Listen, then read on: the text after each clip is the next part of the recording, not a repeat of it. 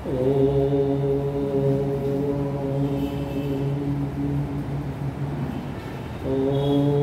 नमः शिवाय गुरवे सच्चिदानन्दमूर्तये निष्प्रपञ्चाय शान्ताय निरालम्बाय तेजसे।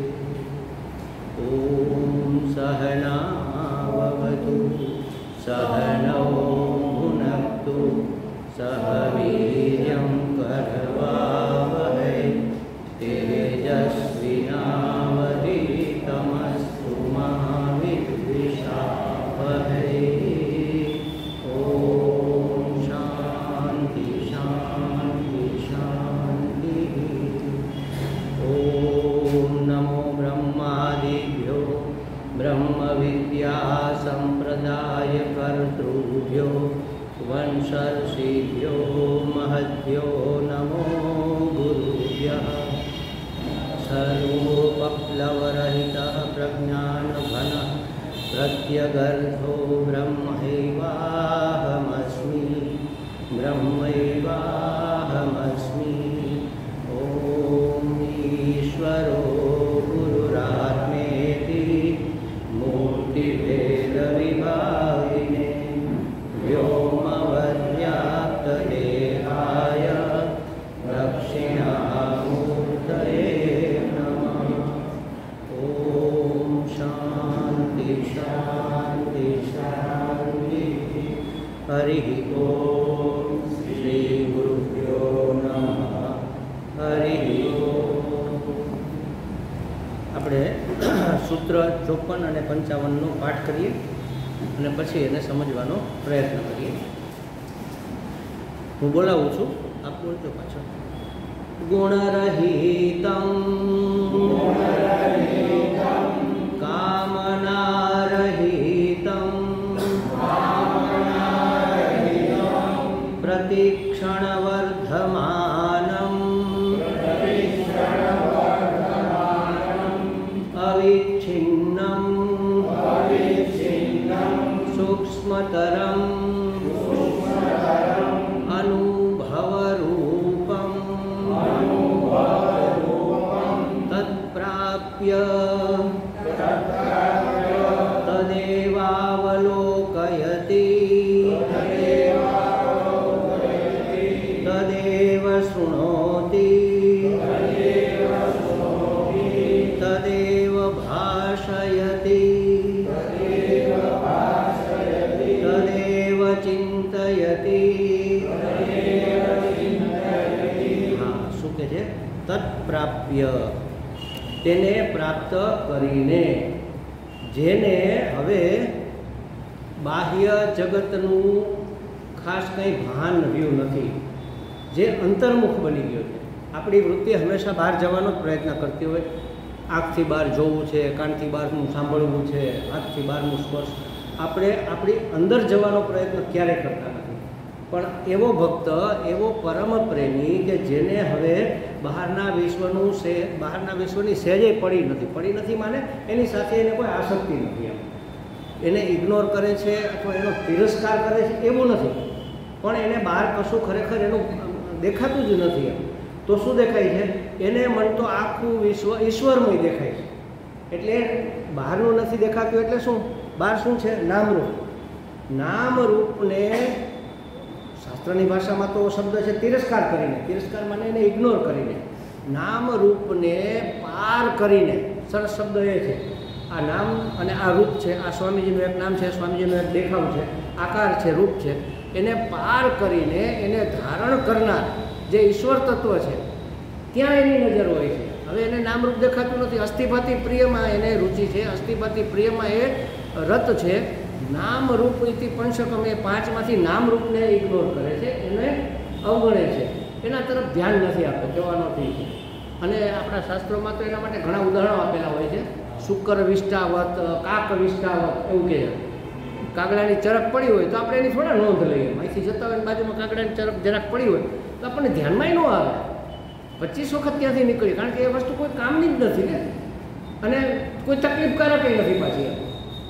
માનો કે કૂતરું કે કોઈ વિષ્ટા કરી ગયું હોય તો એની દુર્ગંધ આવે કે એવું, તો તો કાગડાની ચરકમાં તો કશું જ ના હોય ને, કાક નિષ્ઠા બિલકુલ આપણે એની ઉપેક્ષા કરી શકીએ. એવી રીતે નામરૂપની ઉપેક્ષા કરીને અથવા તો નામરૂપને પાર કરીને જેની દ્રષ્ટિ અધિષ્ઠાન રૂપ પરમ ચૈતન્ય સુધી પહોંચી છે, એટલે એને નામરૂપ સિવાય નામરૂપ દેખાતા નથી, બાહ્ય એની દ્રષ્ટિ નથી, એને તો આખું વિશ્વ ઈશ્વરમય લાગે છે. આ રૂપે ઈશ્વર, આ રૂપે ઈશ્વર, આ રૂપે ઈશ્વર, તમામ વ્યક્તિ, વસ્તુ, પદાર્થ, પરિસ્થિતિ બધામાં એને ઈશ્વર દેખાય. વ્યક્તિમાં તો દેખાય, વસ્તુમાં ઈશ્વર દેખાય. મેં એક વખત વાત તમને કરેલી, આ બની ગયેલી ઘટના છે. મારા મિત્રના ફાધર બાબુભાઈ તલસાણી અત્યારે રાજકોટમાં છે, મિસ્ત્રી છે, એટલે મિસ્ત્રી કામ નથી કરતા, જ્ઞાતિય મિસ્ત્રી છે. એના ફાધરે સમય થયો એટલે એને છોકરાઓને બધું સોંપી દીધું અને કીધું કે હવે હું સત્સંગ માત્ર કરીશ, હવે હું સંસારમાં નથી એમ માની લો, તમે વ્યવહાર ચલાવજો. 3 માળનું મકાન, 2 કે 3 માળનું મકાન છે.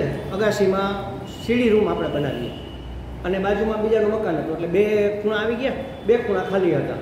એ જઈ સ્કૂટર ઉપર આજી ડેમ પાસેથી પેલી પાણી છૈયા કહીને આપણે છૈયા, એનો ભારો બાંધી એવા અને ઝૂંપડી બનાવી.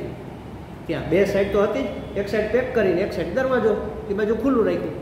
પછી પોતાનો ખાટલો કે પલંગ જેવો એ લઈને ઉપર જતા રહ્યા અને એક નવું માટલું લઈને મૂકી દીધું, માથે એક ગ્લાસ મૂકી દીધો, ગાદલું, ઓસીકું, ઓઢવાની ચાદર વગેરે બધું મૂકી દીધું.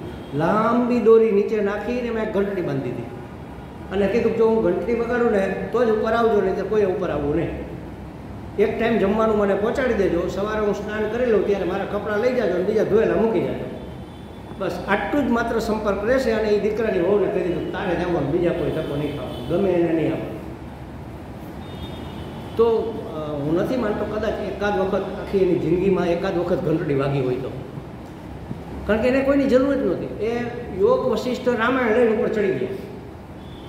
યોગ વશિષ્ઠ વાંચે આખો દિવસ અને એનું ચિંતન કરે અને અગાશીમાં થોડો ચક્કર મારી લે, પગ છૂટા થઈ જાય અને થાકે એટલે આરામ કરે, વળી પાછા બેઠા થઈને સૂતા સૂતા ચિંતન કરે, પાછા બેઠા થઈને થોડું વાંચે, 1 વાર 2 વાર 4 વાર, બસ સતત એનું અધ્યયન કર્યું. છેલ્લે એની સ્થિતિ એવી હતી કે એને બધે ચૈતન્ય દેખાતું હતું. એ વાંચીને થાકે ને એટલે ચશ્મા આમ કરીને ઉતારે, ભાઈ તમને મારી બહુ મદદ કરી, ધન્યવાદ, હવે થોડી વાર તમે આરામ કરો, થોડી વાર હું આરામ કરું. આવી રીતે ચપ્પલ ઓશિકારે વાત કરે કે આ 10 કિલોનો મણિંદો ભાઈ તે કલાકે ઉપાડી રાખ્યો અને કષ્ટ પડ્યું હશે પણ ક્ષમા કરજે. ઓશિકારે વાત કરે.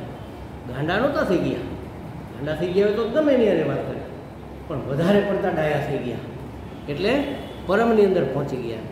તો એવો આ ભક્ત, એને ભગવાનમય જ આખું જગત દેખાય છે, નામ રૂપને પાર કરી ગયો છે.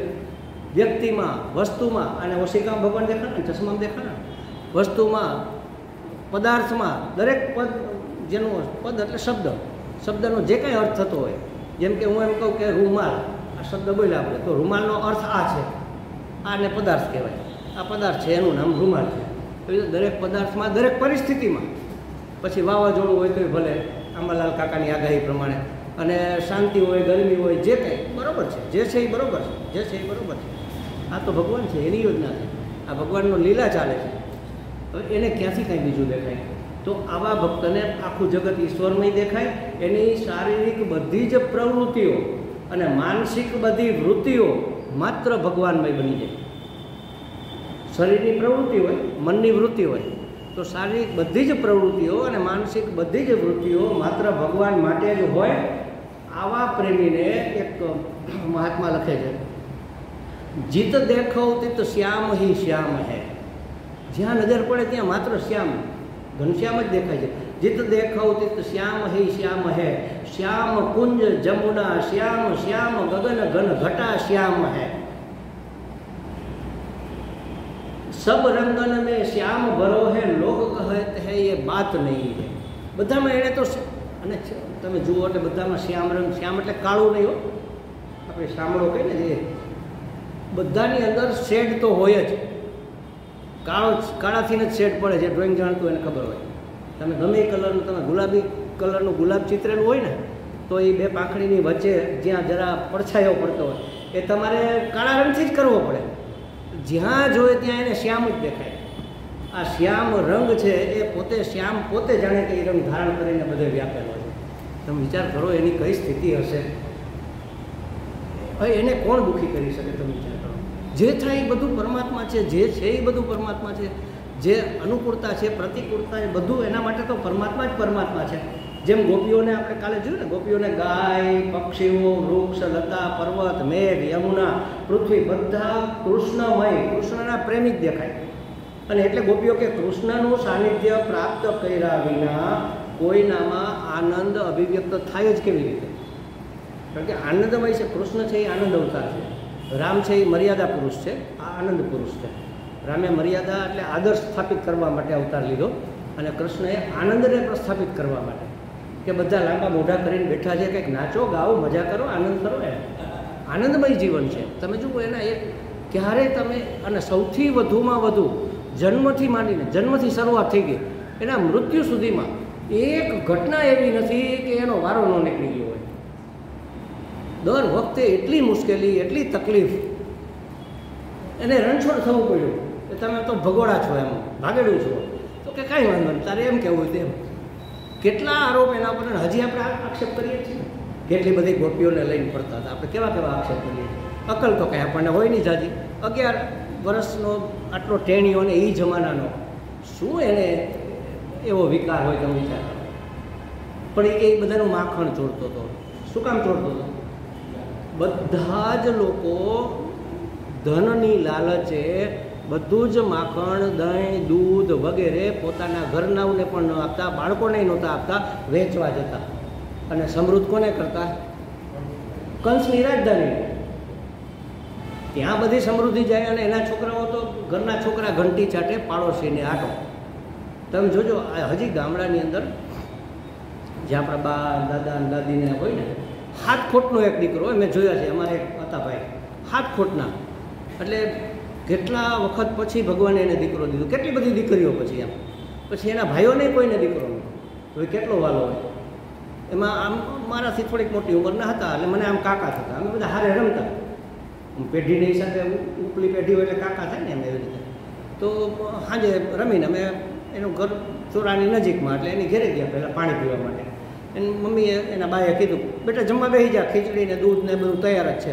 એટલે જમવા બેસી ગઈ. તપેલું ભરેલું દૂધનું, 7 ખોટનો દીકરો જોજો, એટલું પ્રેમથી ખવડાવે, ઘી એટલું નાખે ને ઓલું ના પડે તોય ધરા નાખે. પણ દૂધ આપે ને ત્યારે તરને ફૂંક મારી દે. જોયું હશે તમે બધાએ. તર તારવી નાખે. તર એટલે મલાઈ, ઉપર જે મલાઈ હોય ને એ મલાઈ કાઢીને 7 ખોટના દીકરાને પણ માનો જીવ એ મલાઈ આપવાનો ન હાલે. કેટલી ધનની લાલચ માણસોને, તમે વિચાર. એને એ ખબર નથી કે આવું કરું છું, એમ થઈ જ જાય સહજ રીતે. આવું ગોકુળમાં થતું હતું એટલે એણે યોજના કરી. એનો એક મિત્ર હતો, હાવ હુકલકડી જેવો, તો કે આને તો કે એને તો કાંઈ મળે નહીં ને, એને ઘરે તો કંઈ નથી. એમ એ તો ઉભળ છે, એને આપણે ગામડામાં ઉભળ કે જેને કંઈ ઢોર ઢાકર ખેતીવાડી ન હોય એને, તો કે એક કામ કરો, આપણે બધા એના માટે દહીં દૂધનો વેત કરીએ, ક્યાંકથી માખણ, આપણે ટીમ બનાવીએ, ચાલો દહીં લૂંટીએ, માખણ લૂંટીએ. આ બધી યોજનાઓ કરી અને આખી ટોળકી ઊભી કરી, ચોર ટોળકી. પણ ચોરી માટે નહીં. અને ગોપીઓ તો એને ગમતું એમ કે હવે રાહ જોતા. એક ગોપીએ તો કહ્યું કે આજ લગ કંકડ એક ન લાગ્યો, ગયા માં ભાગ્ય મુજ ફૂટી. બધા એને પથ્થર મારીને મટકા ફોડ્યા, મારું મટકું જ ન ફોડ્યું એમ, તો મારું તો ભાગ્ય જ ફૂટી ગયું. આ સ્થિતિ હતી. આપણે નથી સમજતા એટલે ગમે એવી વાત કરીએ, અને બીજા ગમે એવી વાત કરે તો આપણે કે હા વાત તો સાચી છે.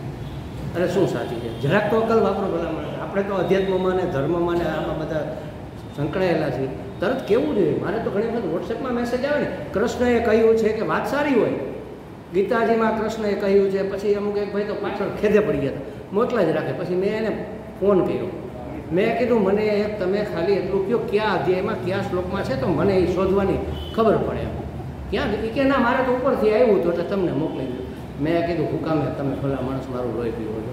અમે ગીતાજીને ભોળીને પી ગયા હતી, ક્યાંય અમને આવું જોવા નથી મળ્યું. વસ્તુ ભલે સારી છે, પણ કૃષ્ણના નામે શું કામ ચડાવો છો?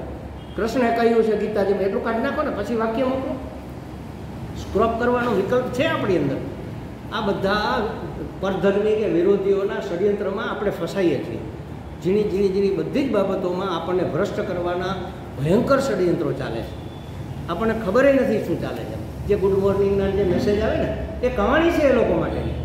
આપણે એમનામાં જ ફોરવર્ડ કરો એટલે એનામાં એક પોઈન્ટ ચડી ગયો સીધે સીધો. તમારે એને મોકલવું હોય તો તમે હાથે લખીને મોકલો ને, અથવા એને ક્રોપ કરીને મોકલો, એટલે એના પણ ન રહે કંઈ. પણ એવું નથી કરતા. એટલે આપણને સમજણ જ નથી આપણા ધર્મ કે અધ્યાત્મની કંઈ પણ વાત આવે તો એમાં વિવેક વાપરવો જોઈએ. તો કહે છે કે આવા ભક્ત એવું કહે છે કે જ્યાં કૃષ્ણનો સ્પર્શ ન હોય ત્યાં આનંદ હોય જ કેવી રીતે શકે. ગોપીઓ આવું દ્રઢપણે માને છે કે જ્યાં કૃષ્ણનું સાનિધ્ય પ્રાપ્ત ન થયું હોય, એનો સ્પર્શ ન થયો હોય, એવી કોઈ પણ ઘટનામાં, કોઈ પણ વ્યક્તિમાં, કોઈ પણ વસ્તુમાં આનંદ અભિવ્યક્ત થાય જ કેવી રીતે. જ્યાં આનંદ દેખાય, જ્યાં પ્રસન્નતા દેખાય, ત્યાં કૃષ્ણનો સ્પર્શ થયેલો હોવો જ જોઈએ. અચ્છા મહારાજ, તમે એમ કહો જ્યાં આનંદ દેખાય, જ્યાં પ્રસન્નતા દેખાય, જ્યાં ખુશી દેખાય, ત્યાં કૃષ્ણનો સ્પર્શ હોય, તો જ્યાં દુઃખ દેખાય, જ્યાં પીડા દેખાય, ત્યાં કૃષ્ણનો સ્પર્શ ન હોય તો એ અડધા થઈ ગયા ને, કટકો થઈ ગયો. સર્વવ્યાપ્ત કે સર્વજ્ઞ કે સર્વશક્તિમાન ન થયા. તો એનો જવાબ આપે છે કે જ્યાં અશ્રુ દેખાય છે, જ્યાં દુઃખ દેખાય છે, ત્યાં કૃષ્ણના વિયોગમાં, એના વિરહમાં દેખાય છે. એટલે સિક્કાની બીજી બાજુ એ રીતે પણ એનો સ્પર્શ તો થયો જ છે. જેમ ભક્ત સતત ભગવાનનું રટણ કરે, રામ રામ રામ રામ રામ રામ રામ, અને એનો ઉદ્ધાર થઈ જાય, આપણે માનીએ. પણ કંસને રાવણે તો સતત એના દુશ્મન તરીકે, એને તો કંસે તો પોતાની રાજધાનીમાં મનાઈ કરી દીધી, કાળું વસ્ત્ર કોઈ વાપરવાનું નહીં, કાળી વસ્તુ મને દેખાવી જ ન જોઈએ. કાળું દેખાય એટલે નષ્ટ કરો એ કે ઓલો કાળું દેખાય ને મને કૃષ્ણ યાદ આવે. તમે વિચાર કરો એને કેટલું ચિંતન કર્યું હશે કૃષ્ણને. તો સિક્કાની બીજી બાજુ ભલે નફરત માટે, વેરભાવથી એનો ઉદ્ધાર થઈ ગયો. તો જ્યાં દુઃખ દેખાય, જ્યાં વિરહ દેખાય, ત્યાં સમજવું કે કૃષ્ણના વિરહનું દુઃખ છે. કૃષ્ણ તો છે જ, એ તો રહેવાનો જ છે, એ જીવનમાંથી જવાનો જ નથી. કારણ કે ભગવાન સર્વત્ર છે ને, મારી તમારી બધાની અંદર છે. જે નાસ્તિક હોય ને, એક ભાઈ બહુ નાસ્તિક હતા અને માથાકૂટ કરે મારા તમારા જેવા લોકો, અને પછી આપણે તો હું એની યારે હારી જાય. અમારા સ્વામીજીએ એક ઉપાય બતાવ્યો છે અમને કે કોઈ કાંઈ એમ કે ભાઈ ક્યાં ભગવાન છે, હોય તો સાબિત કરો. તો આપણે એમ કહ્યું ભાઈ અમારે સાબિત નથી કરવું, ખાલી તમે નથી એવું સાબિત કરી. એ નથી એવું સાબિત ન થાય, છે એવું ન થાય, એમ નથી એવું ન થાય. અને સાબિત કરવાની જરૂર છે, હું માનું છું, તમે નથી માનતા, મોજ કરો ને, જાઓ, શું ફેર પડવાનો. તમે નથી માનતા ને મંજૂર, બરાબર છે, તમારી જિંદગી છે, જેમ કરવું એમ કરો ને. અમારું શું જાય છે, અમે માનીએ છીએ. એક ભાઈ અત્યંત નાસ્તિક, અને મિત્રો બધા એની છાપ જ નાસ્તિકની, વાતમાં કાંઈ પણ તમે કહો વિરોધ કરે કે એવું તો હોતા હશે, જોયો તમારો ભગવાન, ક્યાં ભગવાન છે, ભગવાને તો દેખાય નહીં, ભગવાને તો આમ ન કરે, ભગવાને તો તેમ ન કરે. એક વખત કંઈક નાસ્તો કરવા કેમ ગયા હશે, તો બધાએ કીધું ભાઈ તું પૈસા આપી દે. તો કે ના ના હું નહીં આપું, તમારે જેને આપવાનું. જરા જબરદસ્તીથી પછી એને કાંઈક કઢાવે પૈસા, હાથ નાખ્યો ખિસ્સામાં, તો પૈસાનું પાકીટ હતું ને એને ભેગી માળા નીકળી. પહેલાં એ કે તું તો નાસ્તિક છો ને, માળા? એ કે હું છું તો નાસ્તિક જ, પણ નહીં ભગવાન હોય તો, એટલે હું તો પહેલાં એક માળા કરી લઉં, કે તો પછી જઈને વાંધો ન આવે ને, આજે મારી તકલીફ થાય તો. નહીં ને માનો કે હોય તો નથી, હું માનું છું નથી જ એમ, પણ માનો કે નહીં હોય તો. નાસ્તિક પણ ઊંધે માથે આસ્તિક જ છે, સમજો. કોઈ પણ નાસ્તિક એ ભગવાનમાં નથી માનતો, એનો અર્થ એવો કે ભગવાનનો વિરોધ કરે ન હોય એનો તમે શું વિરોધ કરો. ઊંડે ઊંડે એને અંદર ક્યાંક તો એવો સંશય છે જ કે નહીં હોય તો માળા નીકળી ખિસ્સામાંથી. એટલે જ્યાં આનંદ છે ત્યાં કૃષ્ણ પરમાત્મા છે, પણ જ્યાં દુઃખ છે, જ્યાં પીડા છે, ત્યાં તો કે અહીંયા એના વિરહની પીડા છે, એના વિયોગનું દુઃખ છે, પણ કૃષ્ણ તો છે જ. તો જુઓ શું કહે છે, સાધના છે ને એ આપણું અંતઃકરણ શુદ્ધ કરવા માટે હોય. આ બધી વાત એના માટેની છે. સાધના આપણા અંતઃકરણને શુદ્ધ કરવા માટે હોય, અને જેનાથી અંતઃકરણ શુદ્ધ ન થાય તો એ સાધના નથી, એ ભક્તિ નથી, સમજી લેજો. આપણે જે કરતા હોઈએ એનાથી આપણું અંતઃકરણ શુદ્ધ નથી થયું. હજી મારા મનમાં રાગ દ્વેષ છે, ઈર્ષા છે, ખોટું બોલીને છેતરી લેવાની અંદર વૃત્તિ છે, અને એટલી ને એટલી જ છે. ઓછી થઈ હોય તો બરાબર છે, ભલે ધીમે ધીમે પણ ઓછી થવી જોઈએ, કાંઈક ફેર પડવો જોઈએ. અને પડ્યો જ હોય, તમે જોજો, તમે પહેલી વખત અહીંયા આવ્યા અથવા એકાદ વર્ષ પહેલાં જુઓ તમારી શું પરિસ્થિતિ, મનની સ્થિતિ શું હતી, આજે શું છે. ટીપે ટીપે સરોવર ભરાય, એક એક ઘા પડે એની અસર તો થતી જ હોય. આપણે બહુ ઝાઝા પડ ચડાવીને બેઠા હોય એટલે બહુ અસર ન દેખાય. બહુ મેલું હોય તો ડાઘ પડી ગયો હોય તો એક ધોણમાં ન જાય ને, બેનો ગમે એટલું ઘસે તો પછી 2-3 ધોણ થાય. એના પર ડિટર્જન્ટ નાખો, પેટ્રોલ નાખો, એ જલ્દી ન જાય. એ 2-3 ધોણમાં ધીમે ધીમે ઝાંખો થઈ થઈને જાય. એટલે આપણા ઉપર બહુ પડ ચડી ગયા છે, એટલે જલ્દી દેખીતી અસર ન દેખાય, પણ અસર તો થતી જ હોય. તો કહે છે કે જે સાધના કે જે ભક્તિ અંતઃકરણ શુદ્ધ ન કરે એ વાસ્તવમાં સાધના કહેવાય નહીં.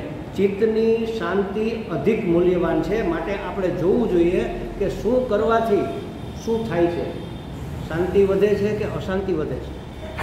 અને મોટે ભાગે આપણા કાર્યક્રમો અશાંતિ વધારવાના જ હોય છે અને અહીંયા જ ભૂલ થઈ છે. એટલે હું ઘણી વખત કહું, સૌથી સહેલામાં સહેલી અને શ્રેષ્ઠમાં શ્રેષ્ઠ સાધના તમને આપું. ઘણાને મેં કીધું છે, અહીંયા કીધું છે, પણ વાત પકડાણી ન હોય ને. મારા આનંદમાં વિક્ષેપ ના થવો જોઈએ. જે કરવું હોય એ કરીએ. મારો આનંદ હંમેશા મારું મોઢું સ્માઇલી રહે અને મારો આનંદ જળવાય. હું એવું કાંઈ ન કરું કે મારા આનંદમાં વિક્ષેપ થાય. થઈ ગઈ સાધના. તમે એવું કાંઈ ન કરો કે જેથી તમારો આનંદ દુભાય, તો તમે કાંઈ દુષ્કર્મ કે ખોટું કરી જ નહીં શકો. સાધના થઈ ગઈ. બસ મારે એટલું જ જોવાનું, કોઈનાથી મારો રિમોટ કોઈને શું કામ આપું? કોઈ ચાપ દબાવે અને મારું ટીવી ચાલુ થઈ જાય, કોઈ ચાપ દબાવે ને હું ખુશ થઈ જાઉં, કોઈ ચાપ દબાવે ને હું દુઃખી થઈ જાઉં.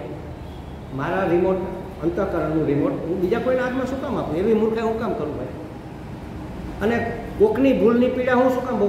કોઈક ભૂલ કરીને આપણે ગુસ્સા થઈ જાય, અને ગુસ્સે થઈને પીડા તો આપણને થાય ને. ભાઈ એની ભૂલની સજા હું મારી જાતને હું કામ આપું ભાઈ?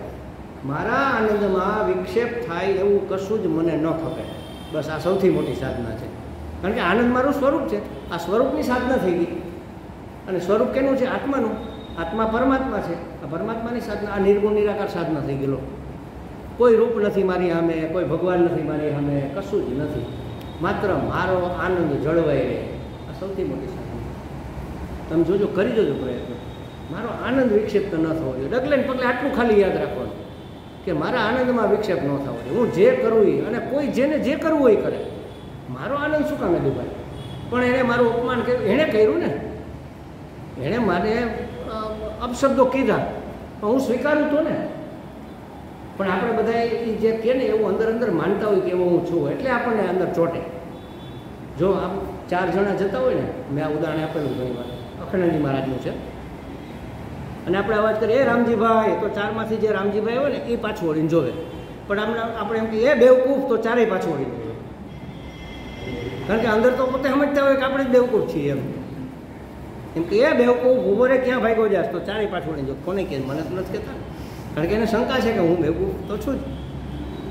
એટલે આપણે કોઈ પણ કાંઈ પણ કરે ને, મારો આનંદ શું કામ વિક્ષેપ થાય ભાઈ? અને એની ભૂલની સજા હું મારી જાતને શું કામ આપું? એટલે આપણે હંમેશા પ્રસન્ન રહેવાનું. એનો અર્થ એવો નથી ખીખી કર્યા રાખીએ. અંદરથી પ્રસન્ન રહેવાનું. મોઢું સ્માઇલી રહે, અંદર હૃદય ખુશખુશાલ રહે. બસ મારા આનંદમાં વિક્ષેપ ન થવો જોઈએ. જે થવું હોય એ થાય, અને જે કરવું પડે એ કરવાનું. અરે પણ હવે આ કર્યા વગર હાલે એમ નથી, ને આ તો ભારે કરીને આ મને બહુ જામતું નથી. ન જામતું હોય તો શું કામ જમાવશ ભાઈ? કોઈ જા માથે ઓળી તાણ દુપટ્ટા સો જાઓ. દુનિયાને પ્રલય નહીં આવી જાય તમારા આ ન કરવાથી. કશું જ નથી થવાનું છે, એમનેમ જ રહેવાનું છે. આપણે ખોટી ગામની ઉપાધિ ખભે લઈને ફરીએ છીએ. કશું જ નથી થવાનું. આપણા હાથમાં કશું છે જ નહીં. જે ઈશ્વરની યોજના છે એ પ્રમાણે જ થવાનું છે. આપણે આપણો ધર્મ બજાવીએ, બસ આપણે આપણી ફરજ બજાવીએ. જે રોલ આપણને મળ્યો છે, ભગવાને જે રોલ આપ્યો છે એટલો સરસ રીતે બજાવીએ.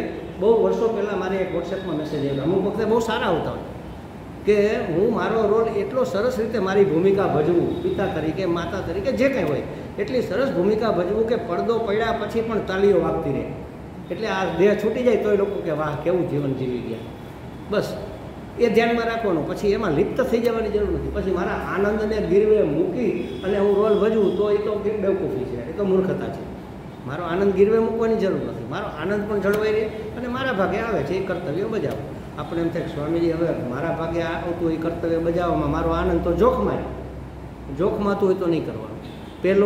પહેલો ક્રમ આનંદનો, બીજો ક્રમ કર્તવ્યનો.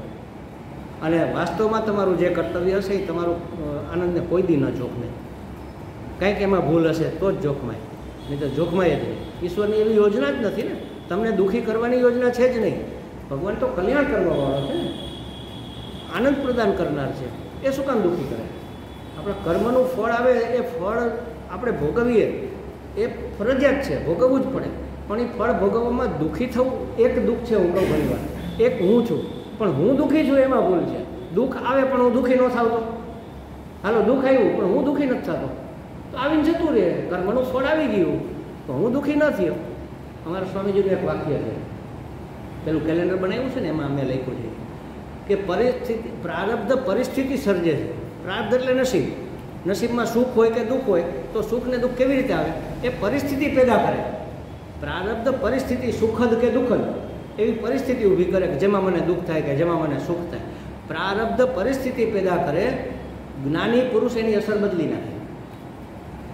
જે જ્ઞાની હોય એ પ્રતિકૂળ પરિસ્થિતિ હોય તો એ આનંદી કાગડાની જેમ હોય, મોજમાં જ હોય, એને કાંઈ તકલીફ નથી. અરે આ બધું છીનવાઈ ગયું તો આપણું ક્યાં હતું? અરે પણ આટલી બધી અગવડ ઊભી થશે તો ક્યાં પહેલાં સગવડ હતી? ક્યાં આપણે લખાવી લાવ્યા છે કે આટલી સગવડ મને મળવી જ જોઈએ? એવું કોણે કીધું? એ તો આપણે માનીએ છીએ ના ના, અરે હું ઘરનો ફલાણો છું અથવા હું આવું મોટો મહાત્મા છું તો મને આટલી તો સુવિધા મળવી જોઈએ ને ભલામાં. આટલું તમારું ધ્યાન નથી રાખતા તો સાવ દુઃખી. આવી અપેક્ષા રાખો. અપેક્ષા જ દુઃખી કરે છે, સમજો. અપેક્ષા કઈ? દુઃખીઓ. કોઈ પણ પાસેથી કાંઈ પણ હું એમ આવી અપેક્ષા રાખું કે આ વસ્ત્ર લીધું, હું લેતો નથી, આ તો સ્વામીજીનો પ્રસાદ જ હોય છે, ઉપર જે વસ્ત્ર છે પણ આ કોઈ મને આપેલું છે. માનો કે મેં આ લીધું હોય અને પછી પહેલાંને પૂછ્યું ભાઈ આ ટકશે ને? તો કે હા હા સ્વામીજી 12 મહિના ગમે એમ ખોબાવો ને તમારે આને કાંઈ ન થાય. અને 3 મહિનામાં તૂટી જાય તો? મેં અપેક્ષા રાખી હતી કે 12 મહિના કહેશે તો 9 મહિના તો હાલવું જોઈએ ને. અને 2 મહિનામાં તૂટી જાય તો મને દુઃખ થાય કે ન થાય? કે સાલે છેતરી લીધા, મારે કરી, આ તો ન ટેકી. પણ અપેક્ષા જ ન રાખી હોય તો ભલે ને પૂછીએ ખરા, પૂછવા ખાતર પૂછીએ, પણ પછી અપેક્ષા જ નથી રાખી તો દુઃખ થવાનું નથી ને. અપેક્ષા જ દુઃખી કરે છે કે મારા માટે મારા પ્રત્યે આવું થવું જોઈએ, મારી સાથે આવું વર્તન થવું જોઈએ, મને આવી સગવડ મળવી જોઈએ, મને આ મારા અહંકારને આવી પુષ્ટિ મળવી જોઈએ, મને આવું માન સન્માન મળવું જોઈએ, મારો આવો અધિકાર છે. આ બધી જ અપેક્ષાઓ છે. અપેક્ષાઓ જ દુઃખી કરે. આ ભક્તને કોઈ અપેક્ષા. ગોપીઓ કહે છે કે જ્યાં આનંદ છે ત્યાં ભગવાનનો સ્પર્શ છે, જ્યાં દુઃખ છે ત્યાં ભગવાનનો વિરહ છે. એટલે કયા કામથી આપણને શું પ્રાપ્ત થાય છે, ખુશી કે નાખુશી, પ્રસન્નતા કે ખિન્નતા, એ જોવું જોઈએ. એ કામ કરવું કે જેમાં મારી પ્રસન્નતા જળવાય. એટલે એક બહુ મોટા વિદ્વાન પુરુષ થઈ ગયા, નામ તમે સાંભળેલું હોય, કુમારીલ ભટ્ટ કરીને. એ કુમારીલ ભટ્ટે એક જગ્યાએ લખ્યું છે દોષો હ્ય વિદ્યમાનોપી સચ્ચિદાનામ પ્રકાશતે. એટલે બહુ સરસ એનો અર્થ છે. જુઓ, શુદ્ધ ચિત્તવાળા પુરુષને ચિત્તમાં દોષ ન હોય તો પણ પોતાનામાં અનેક દોષ દેખાય. કાલે વાત કરી હતી ને કે દરરોજ 100 દોષ દેખાય તો સમજી લેવું કે મુક્તિ થઈ ગઈ, મુક્તિના દરવાજા ખુલી ગયા તમારામાં. કબીરદાસ, તુલસીદાસ, સુરદાસ કેટલા મોટા મહાપુરુષ હતા. તુલસીદાસ લખે મોસમ કોન કુટિલ ખલ કામી. હે ભગવાન, મારા જેવો કોણ કુળ કપટવાળો, કુટિલ એટલે કુળ કપટવાળો કોણ છે, કોણ ખલ છે, ખલ એટલે ખલનાયક, દુષ્ટ ટૂંકમાં, અને કોણ કામી, કેટલી બધી કામનાઓ હજી રહી ગઈ છે. એમ મોસમ કોન કુટિલ ખલ કામી. હે ભગવાન, મારા જેવું કોણ આવું છે? એને જો એનામાં આટલો દોષ દેખાતો હોય તો આપણામાં શું હશે? દુઃખી થવા માટે નથી આ કે અરે રે હું તો આવો ખાઉં છું, એના માટે નથી. એ તો પહેલી વાત આવી ગઈ ને કે આનંદ મારો ખંડિત ન થવો જોઈએ, પછી મારા દ્વારા કે બીજા કોઈના દ્વારા. પણ મારી એક એક ભૂલ મને નજરમાં આવે પછી તમારે સુધારવાનો પ્રયત્ન નહીં કરવો પડે, એની મળે સુધરી જશે. નજરમાં આવવી જોઈએ. હું કહું છું ને ઘણી વાર, મકાન માલિક જાગે ચોર ભાગે. આ બધા આગંતુક ઘૂસી ગયેલા ઘૂસણખોરો છે. આ બધી કામ, ક્રોધ, લોભ, મોહ, મદ, માત્સર્ય, દંભ, ઈર્ષા, દ્વેષ, આ બધા ઘૂસી ગયેલા છે. આપણો સ્વભાવ નથી. આ પેલી બોર્ડરમાંથી નીચેથી ગુફા કરીને આમ આવી ગયા છે. પાકિસ્તાનમાં જેમ લોકો આવે છે ને એવી રીતે એ બધા જ ઘૂસણખોરો. એને તમે જાગો એટલે એ ભાગે. તો કહે છે કે દરરોજ જેને પોતાના અનેક દોષ દેખાય, એટલે આપણે 100 કીધું, 100 એટલે ઘણા બધા એવા જેને દોષ દેખાય એને એના માટે મુક્તિનો માર્ગ ખુલ્લો થઈ ગયો માની લેવાનો. કેવો સ્વભાવ બનાવવાનો? તો ઉદાહરણ આપે, કીડી જેવો સ્વભાવ બનાવવાનો કે ગમે ત્યાંથી સાકર ગોતી લે, મીઠાઈ ગોતી લે. પેલા છાણના કીડા જેવો નહીં બનાવવું કે ગંદકી શોધતો ફરે. આપણા ચિત્તને એવું બનાવવું કીડી જેવું કે મીઠાઈ શોધી કાઢે. ગમે એ વાત થતી હોય ને આપણે ફેરવીને એ વાતને ભગવાન સુધી લાવવાની. કોઈ 2 બહેનો માનો બેઠા હોય, એ તો બળાપા જ કાઢતા હોય ને બિચારા બહેનો, શું કરે? એના હાથમાં કાંઈ હોય નહીં, પરવસતા તો ખરી અમુક જાતની કે ભાઈ હવે તમારા ભાઈને. અને સૌથી મોટી ભૂલ, મોટું જૂઠાણું આ છે કે હું તમારા ભાઈને પૂછીને કહીશ. એને પૂછવા ખાતર પૂછે, બાકી જેને કરવું એમ જ કરે. સૌથી મોટું જૂઠાણું આ છે. તમારા ભાઈ કહે તો જાશું ને, તમારા ભાઈ કહે તો કરશું એમ. પૂછે અને ઓલો ના પડે તો કરવું હોય તો કરે જ કે તમને શું ખબર પડે, તમે બેસો છાના મને.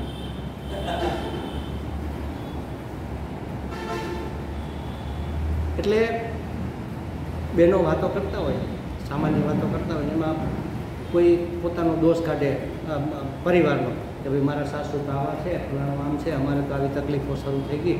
એટલે આપણે શું કરીએ? જોજો આ જે વસ્તુ છે બહુ સૂક્ષ્મ વસ્તુ. કોઈ એમ કે ભાઈ આજ તો અમારે ઘરમાં બહુ તકલીફ છે, મારા સાસુનો સ્વભાવ સારો નથી અને હમણાં તો આવી પરિસ્થિતિ ઊભી થઈ છે, હું તો દુઃખી થઈ ગઈ, હેરાન થઈ ગઈ, એમાંય નણંદ સાસરેથી પાછી એવી છે માંદી થઈને અને મારે એની સારવાર કરવી પડે છે. હવે શું થાય? આપણે શું કહીએ? બધા જ સામાન્ય રીતે આપણે આશ્વાસન આપીએ કે હશે બેન, હા તમારે તો બહુ તકલીફ છે, અત્યારે આ જમાનો જ આવો છે. એવું કહેવાને બદલે એટલે તમે ધર્મ કે ભગવાન સુધી ન જ લઈ શકે. પણ એવું આપણને સૂચતું જ નથી ને કે બેન હશે, હવે આપણા કર્મ અને એના કર્મ એ ભોગવે છે, આપણા કર્મ આપણે ભોગવીએ. ઈશ્વર બહુ દયાળુ છે બેન, બધું સારું કરશે. શ્રદ્ધા રાખોને, ભગવાન ક્યાં કોઈનું ખરાબ કરે છે? જો ઈશ્વર બધા જ ઉપર દયા કરે, અનુગ્રહ મૂર્તિ છે ભગવાન પર. બસ ભગવાનનું નામ લ્યો, જપ કરો, રામ રામ રામ રામ કરો, એ દુઃખ દૂર કરશે. બાકી ગમે એની પાસે આપણે રોદણાશું, કોઈ આપણને કોઈ મદદરૂપ નથી થવાના, કોઈનું સામર્થ્ય નથી. એકમાત્ર ભગવાનનું નામ, એમાં જ સામર્થ્ય છે, એ જ આપણને સહાયરૂપ. ઓલા બેનને સારું લાગે અને વાત સવડે રસ્તે જાય. ઓલું શું થાય? ત્યારે એ બેન દુઃખી થઈ ગયા, હા બેન તમારે તો બહુ દુઃખ છે, એટલે એના દુઃખમાં વૃદ્ધિ થાય. આપણે આપીએ આશ્વાસન, પણ એને તેમ લાગે ને કે ના, હું જે માનું છું એ જ બરોબર છે, અમે દુઃખી જ છીએ. એટલે શાસ્ત્ર કહે છે દુઃખ કોઈ પાસે ના દેવું. કે આજે તો કીર્તિબેન હેરાન થઈ ગયા, હું આજે મને બહુ માથું દુખ્યું. હવે કીર્તિબેન એમ કરે બિચારા સ્વામીજીને માથું દુખ્યું, એટલે એના વાઇબ્રેશન ઊભા થાય. એણે રાધાબેનને વાત કરી, રાધાબેન તમને ખબર છે આજ તો સ્વામીજીને બહુ માથું દુખ્યું. રાધાબેને જ્યોતિબેનને કીધું. 10 જણાના વાઇબ્રેશન દુઃખના એવા પાછા આ વાતાવરણની અંદર. એ ધંધો કરવો જ નહીં કોઈ દી. સુખ હંમેશા વ્યક્ત કરવું અને દુઃખ કોઈ દિવસ વ્યક્ત ન કરવું. સુખી થવું હોય તો આ ઉપાય છે. એટલે કોઈ માનો કે ભલે બિચારા નિર્દોષ હોય અને બહુ સહન ન થતું હોય, તો બહેનો ભાઈઓ બધા આ રીતે કહેતા હોય કે આજે અમારે તો હમણાં આ ધંધામાં આવી હેરાનગતિ છે ને, એમાં આ જીએસટી આવ્યું ને પછી તો દુઃખી થઈ ગયા, આમ થઈ ગયા તેમ થઈ ગયા. એ વાતને આપણે ભગવાન સુધી ખેંચીને લઈ જવાની. એમાં આપણને આનંદ થશે, આપણને આશ્વાસન મળશે, એને આશ્વાસન મળશે. અને સવળો રસ્તો એ છે, પેલો રસ્તો સવળો નથી. આ વાત સાચી, તમે તો હમણાં બહુ દુઃખી થયા, તો દુઃખના વાઇબ્રેશન વધશે. એને તો સિક્કો લાગી ગયો કે ના ના હવે તો હું દુઃખી છું. અત્યાર સુધી તો હજી ઢચુપચું હતા કે છૂકે નહીં એમ, પણ હવે તમે સંમતિ આપી દીધી કે ના ના તો હવે હું દુઃખી છું જ. બીજાની પેલી શું કહેવાય, સર્ટિફાઈડ થઈ ગઈ વસ્તુ. એટલે હંમેશા કોઈ પણ વાત હોય કે આપણે અધ્યાત્મના માણસ છીએ, આપણે ત્યાં લઈ જવાની, એ એનું નિરાકરણ છે. આપણા હાથમાં કશું છે નહીં, થવાનું નથી, પણ આપણે આટલું તો જાણીએ છીએ ને જે છે ઈશ્વરના હાથમાં તો છે. તો એ રસ્તો અપનાવવો જોઈએ. તો કહે છે કે કીડી જેવું ચિત્ત બનાવવું, ગમે ત્યાંથી સાકર શોધી કાઢે. આ છાણના કીડા જેવું નહીં, અત્યારે આપણે છાણના કીડા જેવું આપણું ચિત્ત છે, ગમે ત્યાંથી ગંદકી શોધી કાઢે. કે હા બેન મને એમ લાગતું હતું કે આ પાડોશમાં રહેવા આવ્યા ને બરોબર નથી.